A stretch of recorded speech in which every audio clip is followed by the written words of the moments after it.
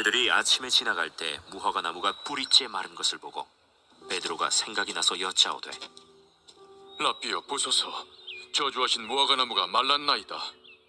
하나님을 믿으라. 내가 진실로 너에게 이르노니 누구든지 이 산더러 들려 바다에 던져지라 하며 그 말하는 것이 이루어질 줄 믿고 마음에 의심하지 아니하면 그대로 되리라. 그러므로 내가 너희에게 말하노니 무엇이든지 기도하고 구하는 것은 받은 줄로 믿으라. 그리하면 너희에게 그대로 되리라. 서서 기도할 때 아무에게나 혐의가 있거든 용서하라. 그리하여야 하늘에 계신 너희 아버지께서도 너희 허물을 사하여 주시리라. 그들이 다시 예루살렘에 들어가니라. 예수께서 성전에서 거니실 때 대제사장들과 서기관들과 장로들이 나와 무슨 권위로 이런 일을 하느냐? 누가 이런 일할 권위를 주었느냐? 예수께서 이르시되 나도 한 말을 너희에게 물으리니 대답하라. 그리하면 나도 무슨 권위로 이런 일을 하는지 이르리라. 요한의 세례가 하늘로부터냐 사람으로부터냐? 내게 대답하라. 그들이 서로 의논하여 이르되 만일 하늘로부터라 하면 어찌하여 그를 믿지 아니하였느냐 할 것이니 그러면 사람으로부터라 할까? 하였으나 모든 사람이 요한을 참 선지자로 여기므로 그들이 백성을 두려워하는지라. 이에 예수께 대답하여 이르되 우리가 알지 못하노라. 나도 무슨 권위로 이런 일을 하는지 너희에게 이르지 아니하리라.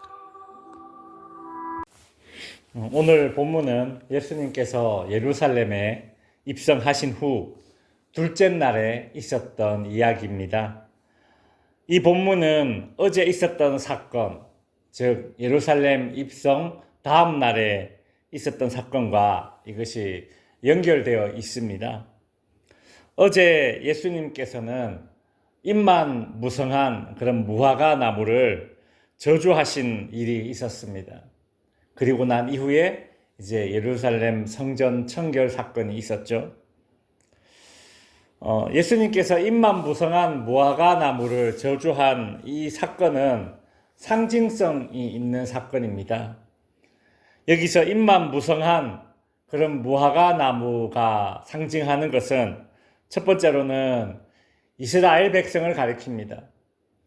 이스라엘은 하나님으로부터 선택된 백성이었고 구약의 율법을 부여받은 그런 혜택을 특혜라고 말하기는 좀 그렇지만 어쨌든 그런 은혜를 누린 그런 백성들이죠. 율법을 받은 은혜는 있지만 근데 그 율법대로 살지는 못했습니다. 잎만 무성하지 열매가 없는 무화과 나무는 이런 이스라엘 백성들의 영적인 상태를 가리키는 것이죠. 잎만 무성한 무화과 나무가 상징하는 두 번째는 무엇인가 하면 이스라엘 백성 중에서도 특별히 이 종교 지도자들에 대한 그런 저주입니다.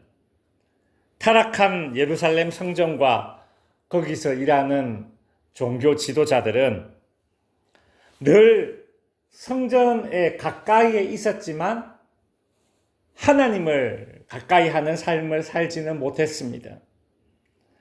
사람들에게 보이기 위해서 경건한 척, 즉 잎만 무성하지 열매는 없는 그런 겉만 번지르르한 신앙의 행태를 책망하신 사건이 바로 열매 없는 무화과 나무를 저주한 사건입니다.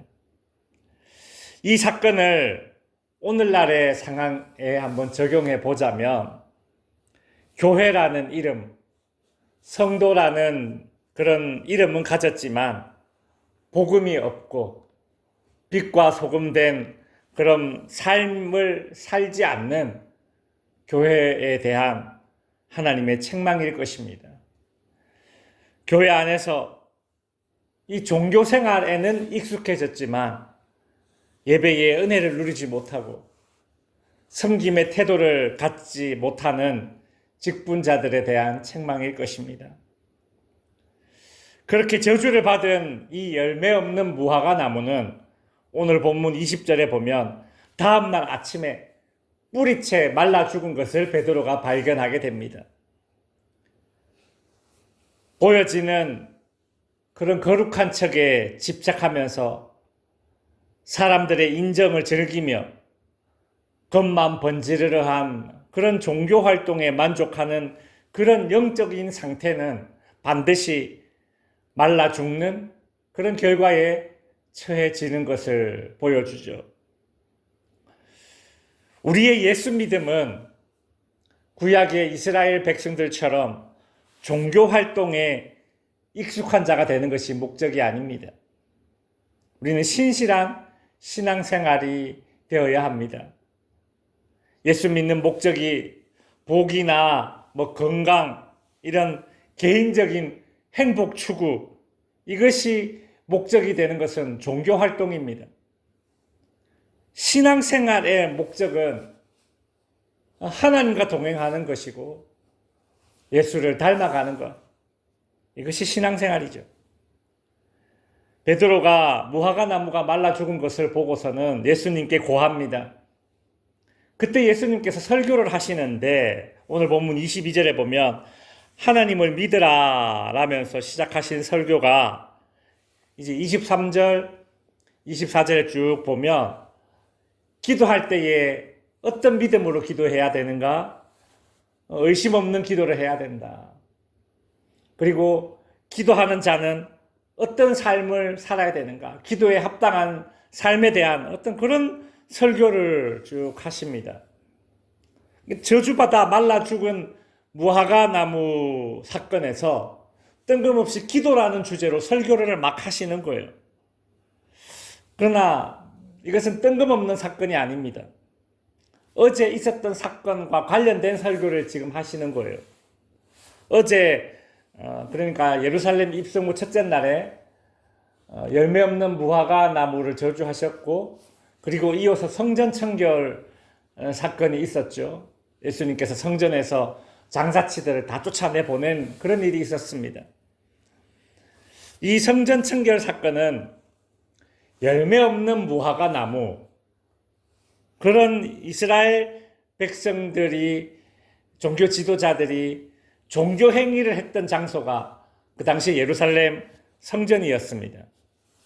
그래서 예수님은 그 형식적인 제사를 드리는 그 예루살렘 성전을 뒤집어 엎으셨죠. 그리고 어제 본문 17절에 보면 예수님께서 이런 말씀을 하셨습니다. 11장 17절에 보시면 성전 청결 사건을 하시면서 내 집은, 그러니까 이 성전을 가리키는 것이죠. 내 집은 만민이 기도하는 집이라. 이제 그 말씀을 하셨습니다. 그러니까 성전은 기도하는 집이다. 그렇게 말씀하셨으니까 그와 관련된 오늘은 그러면 어떻게 기도해야 되는가? 기도하는 사람은 어떻게 살아야 되는가라는 설교를 이제 하시는 거예요. 그러니까 어제 있었던 일과 오늘 지금 있었던 일이 이것이 지금 다 이어지고 있는 것이죠. 유대 종교 지도자들은 예수님의 말씀처럼 성전을 기도하는 집으로 인식하지 않고 성전에서 기도할 때에도 하나님 앞에서 기도하는 것이 아니라 종교 활동을 한 것입니다. 사람들에게 보여주기 위한 기도를 했죠. 그런 종교 활동적 기도를 했으니까 당연히 기도 후의 삶이란 오늘 본문에서 예수님이 이야기하는 용서와 자비라는 기도에 걸맞는 삶을 살지 못했던 것입니다. 종교 지도자들은 기도와 동떨어진 교만한 삶, 정죄하는 그런 삶을 살았습니다. 그래서요, 그들은 성전에서 예수님을 만나면 시비를 걸고 어떻게 해서든 꼬투리를 잡으려고 했죠.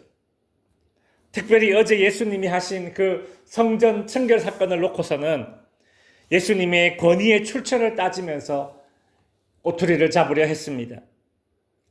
그래서 예루살렘 입성 후의 둘째 날에는 오늘 본문 27절부터 33절까지 나오듯이 예수님은 그 유대 종교자들과 이 종교 지도자들과 이 논쟁을 벌이게 되는 거죠. 그 논쟁 가운데 참 주옥 같은 그런 설교들이 또 이렇게 쭉 이어져 나옵니다. 이제 말씀을 정리합니다. 여러분, 성전을 중심으로 신앙생활을 해야지 성전을 발판 삼아서 종교 활동을 하면 영적으로 반드시 말라 죽습니다. 성전에서 해야 할 그런 바른 기도를 하지 않으면 성전에서 하지 않아야 할 사납고 아주 공격적인 그런 싸움닭이 되어버립니다. 오늘 본문에 나오는 이 유대 종교 지도자들처럼 말이죠. 우리가 고난주간을 맞이하여 예수님의 마지막 일주일 생애를 묵상하면서 우리의 신앙생활을 다시 한번 점검해 봅니다. 성전 중심의 신앙생활, 기도가 있는 신앙생활, 기도 후 그 기도에 걸맞는 삶이 따르는 그런 신앙생활을 해야 되겠습니다. 기도하겠습니다. 하늘에 계신 우리 아버지여, 이름이 거룩히